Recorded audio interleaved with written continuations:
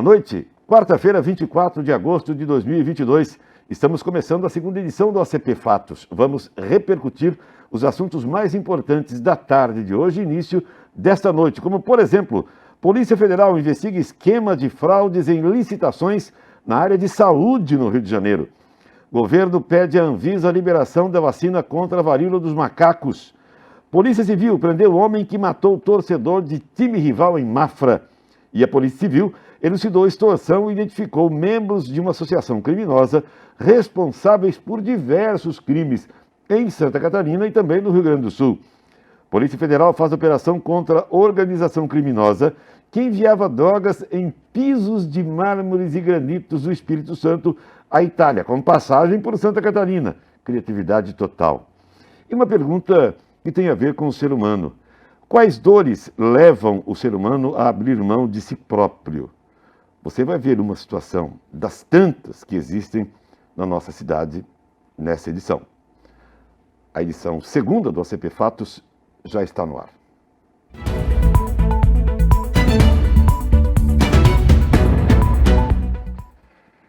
A Polícia Federal fez hoje uma operação contra uma organização criminosa suspeita de fraudar licitações na área de saúde e lavar dinheiro em municípios do Rio de Janeiro. Falamos aqui diversas vezes que é preciso alterações no Código Penal brasileiro, onde, por exemplo, num caso desses, em caso de dinheiro da saúde, a pena deveria ser triplicada. A Operação Fármaco, desenvolvida em conjunto com a Controladoria Geral da União, cumpriu 14 mandados de busca e apreensão em órgãos públicos, residências e empresas localizadas na Baixada Fluminense e na região dos Lagos, no Rio de Janeiro. Que coisa! Armação, Búzios, só mansões. De acordo com a Polícia Federal, a investigação começou em 2020, depois da identificação de um empresário que usava empresas constituídas em nome de laranjas para fazer contratos na área de saúde como gestores municipais. Essas empresas fraudavam o caráter competitivo das licitações, pagavam vantagens indevidas, propinas para servidores públicos e superfaturavam valores. A Polícia Federal identificou ainda várias doações em dinheiro para candidatos a cargos públicos. É uma vergonha este país. O Ministério da Saúde protocolou junto à Agência Nacional de Vigilância Sanitária, Anvisa, na noite de ontem, o pedido de análise da vacina para a prevenção da varíola dos macacos, com a dispensa de registro. Os casos estão aumentando. Na avaliação, a agência irá considerar as diretrizes regulatórias estabelecidas numa resolução de 19 de agosto de 2022 e o fato de a vacina vírus Ankara modificado, vacina Jynneos, do fabricante Bavarian Nordic, ter sido avaliada por autoridades reguladoras estrangeiras equivalentes à Anvisa.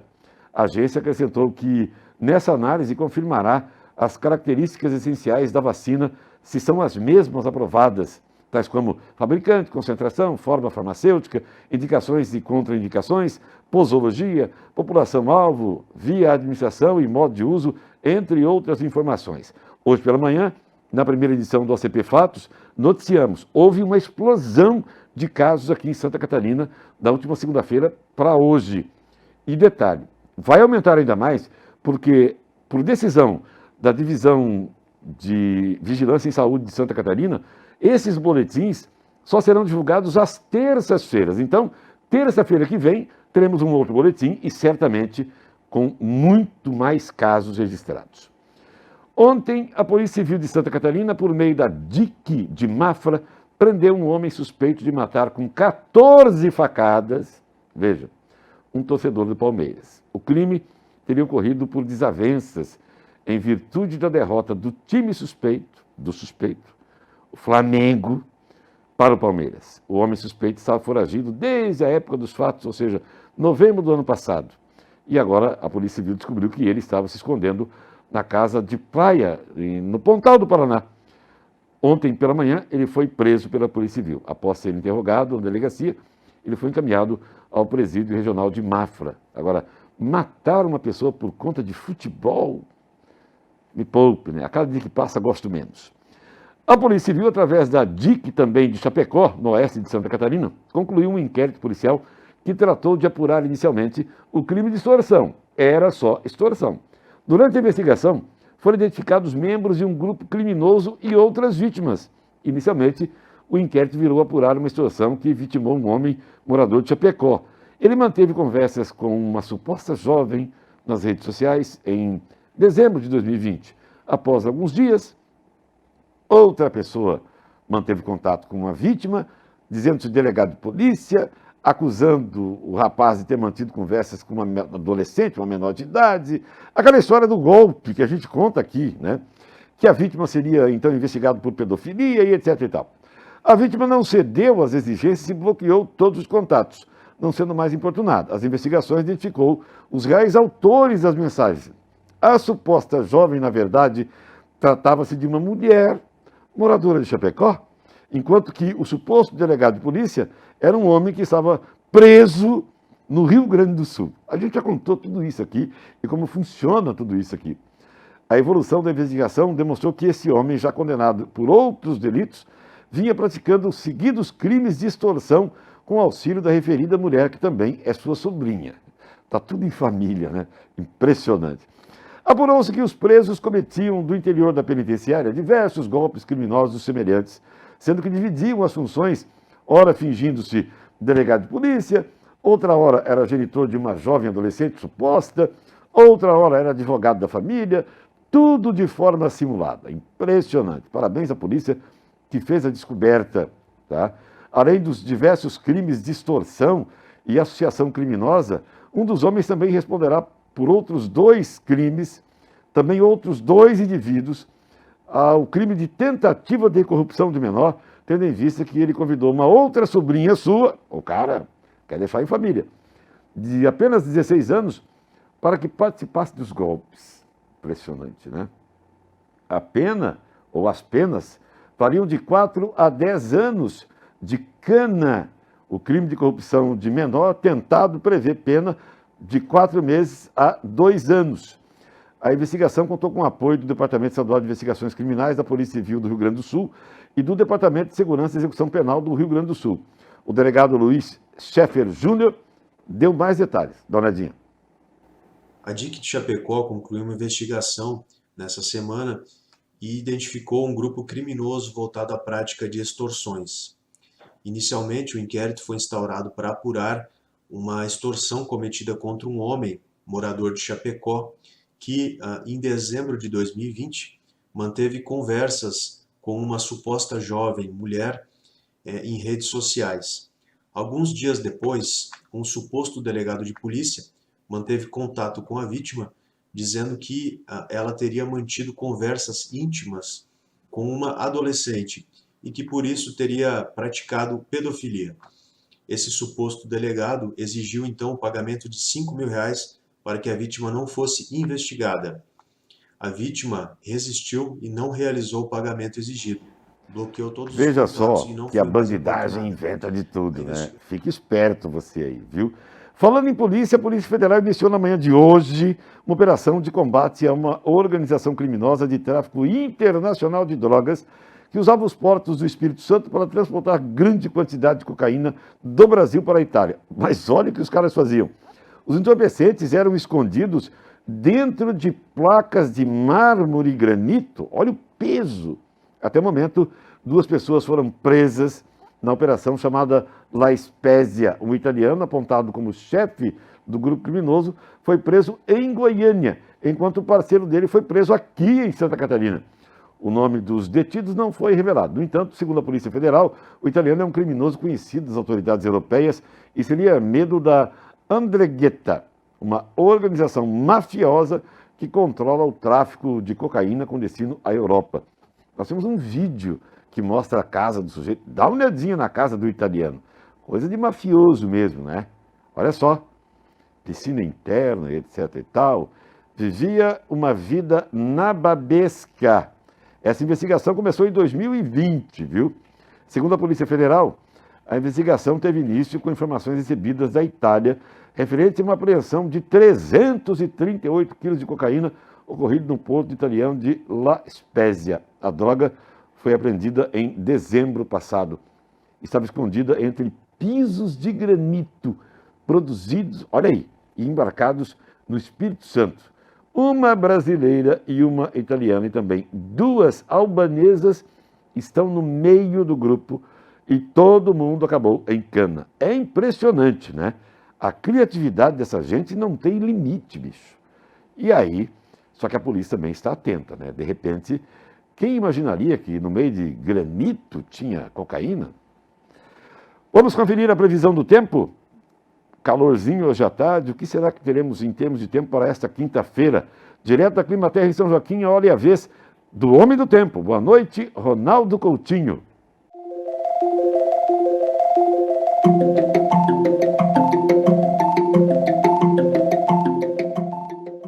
Boa noite, Peron.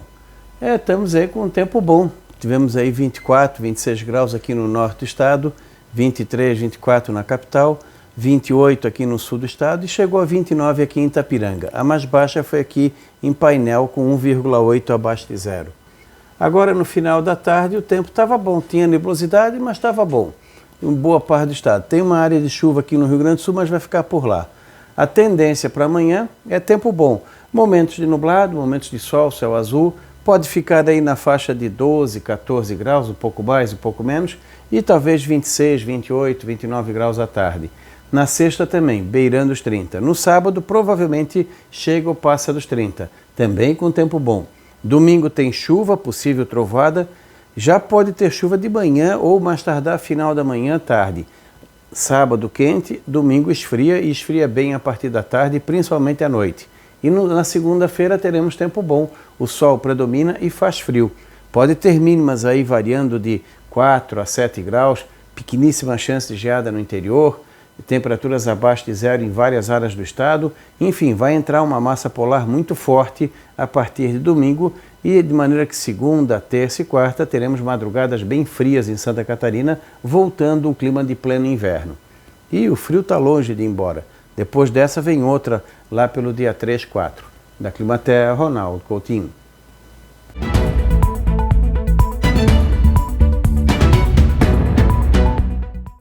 Já estamos de volta e eu quero lhe fazer uma pergunta. Quais dores levam o ser humano a abrir mão de si mesmo? O que leva uma pessoa a abandonar tudo e todos e vagar de modo errante, sem destino, sem perspectiva e alheio a tudo e a todos? É preciso sondar a alma de cada um e buscar respostas, porque elas existem. É preciso um esforço profissional especializado e sentimento humano latente para incentivar a busca por um caminho. Hoje, por volta de 7 horas da manhã, quando chegávamos aqui na rede OCP, encontramos uma pessoa deitada na calçada após ter dormido na rua. Talvez seja uma entre tantas. Não vamos identificá-lo, nós vamos borrar a imagem, até porque a exposição não ajuda em nada, não acrescenta em nada e não serve como remédio. Alguns segundos de conversa e identificamos o motivo do abandono de si mesmo. A dor da perda, irremediável e impossível de corrigir. A morte de um irmão. Depois, a entrega à bebida e um estado de saúde em grande fragilidade. Muita fragilidade. Vejam. Posso falar contigo um pouquinho? Pode. O senhor é de onde? Sou de Canoinha, só que eu moro aqui faz 21 anos. Aqui em Jaraguá do Sul? Isso. Em qual bairro o senhor mora? Morava lá, mas eu perdi o meu irmão. Por que o senhor fica na rua? Bebendo. Para da bebida? Perdia. O senhor não tem vontade de parar de beber? Tentei.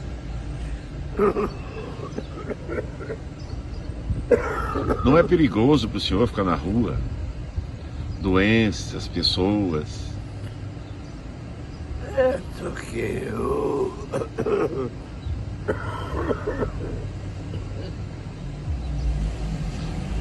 O pessoal da prefeitura já falou com o senhor? Já falaram. Falaram?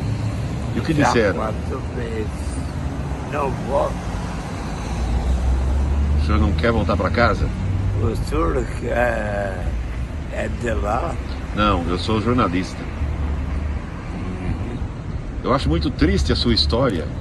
Acho muito triste ver uma pessoa assim na rua. Chocante, né? É chocante. Mas nós não podemos fingir que isso não existe e que a pessoa se trata de uma miragem. Precisamos de um mundo mais humano e com mais sentimento fraterno. Ruim ver isso num ser humano, mas é uma realidade que a gente não pode tapar os olhos. E assim estamos encerrando essa edição do ACP Fatos. Voltaremos amanhã, pontualmente ao meio-dia. E claro, esperamos vocês. Seja mais conduído com a dor do próximo, por favor. Até amanhã.